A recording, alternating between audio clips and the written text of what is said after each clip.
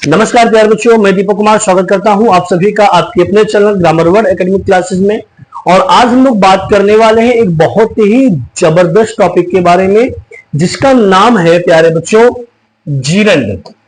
जी हां, अभी इसके हम एक टॉपिक को कवर कर चुके हैं, यानी कि ये मूल रूप से एक चैप्टर होता है जिसमें आप लोग नॉन फाइनाइट के वर्ब को पढ़ते हैं। ठीक है भाई, किसको पढ़ते हैं?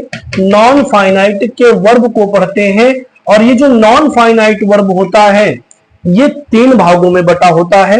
सबसे पहली चीज तो यहां बात की जाएगी इन्फिनिटिव की। किसकी बात की जाएगी प्यारे बच्चे?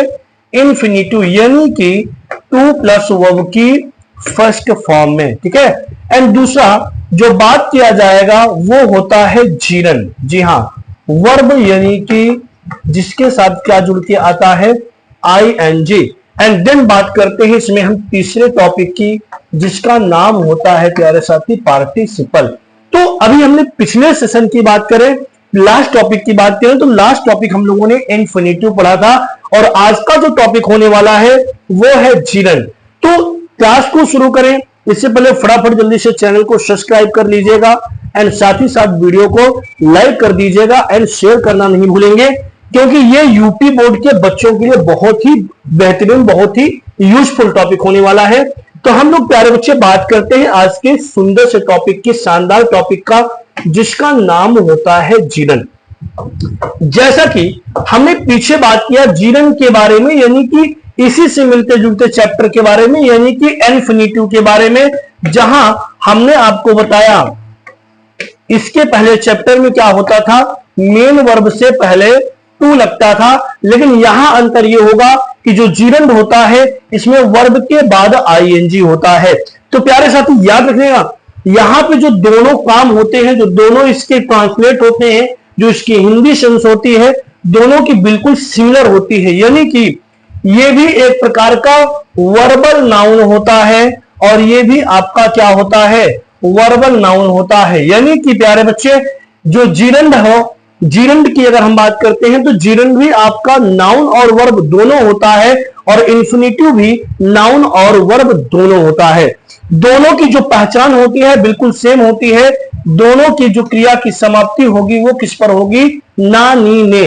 जैसे कि मैंने आपको बताया, अभी तक आप लोगों ने पढ़ा था रीड का मतलब पढ़ना होता है, प्ले का मतलब खेलना होता है, लेकिन अगर हम इसे नॉन फाइनाइट वर्ब की भाषा में देखेंगे, नॉन फाइनाइट वर्ब के अंतर्गत देखेंगे, तो इसके सेंस बिल्कुल गलत होते हैं भाई। ये इंडेफिनिट फॉर्म में होते हैं, यानी ताती ते करके अर्थ इसके आते हैं।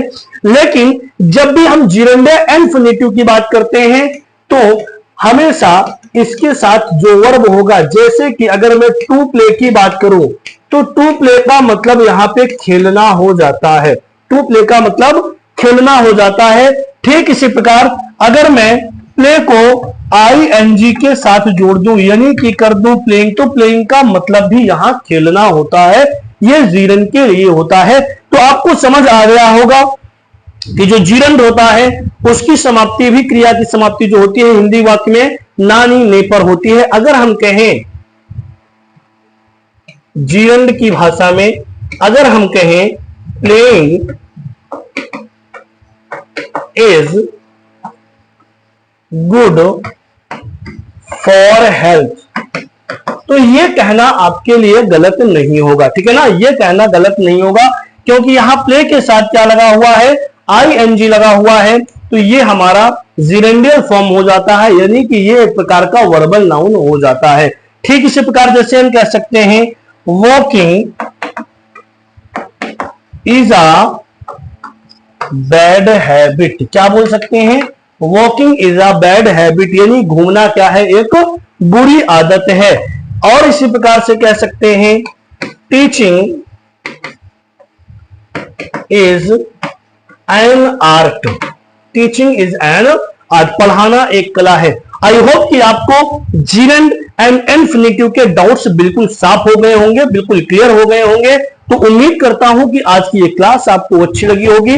नेक्स्ट वीडियो में हम लोग मिलने वाले हैं पार्टिसिपल के सुंदर और शानदार टॉपिक को लेके, और साथ ही साथ बहुत ही बेहतरीन तरीके से उसको हम लोग सीखने वाले हैं, क्योंकि उसके यूज जो होते हैं क्लास 12th के बच्चों में, मैंने आपको बताया जो आपका सिंथेसिस का चैप्टर होता है उस सिंथेसिस चैप्टर में प्यारे साथी बहुत ही शानदार तरीके का पहला रूल बन के आता है और उसे बेहद ही आवश्यक रूप में पढ़ा जाता है। तो उम्मीद करते हैं कि नेक्स्ट जो सेशन होगा, अगले सेशन तक आप लोग बिल्कुल प्रिपेयर होंगे, उस क्लास के लिए बिल्कुल तैयार होंगे। तो चलते चलते आपको एक ही बात कहना है, याद रखिएगा कि जी जान से मेहनत करते रहिए, लगे रहिए। बाकी लोगों का जो सोच है, जो थॉट है, उनको आपको कन्वर्ट करना है, उनको इग्नोर करना है। क्योंकि याद रखिएगा, हमेशा एक बात बोली जाती है कि संघर्ष में आदमी अकेला होता है, सफलता में दुनिया उसके साथ होती है। संघर्ष में आदमी अकेला होता है, सफलता में दुनिया उसके साथ होती है। जब जब जग जिस पर हंसा है, तब तब उसी ने इतिहास रचा है। तो मिलते हैं अपने नेक्स्ट सेशन में अगले टॉपिक के साथ, बेहतरीन टॉपिक के साथ। तब तक धन्यवाद, जय हिंद।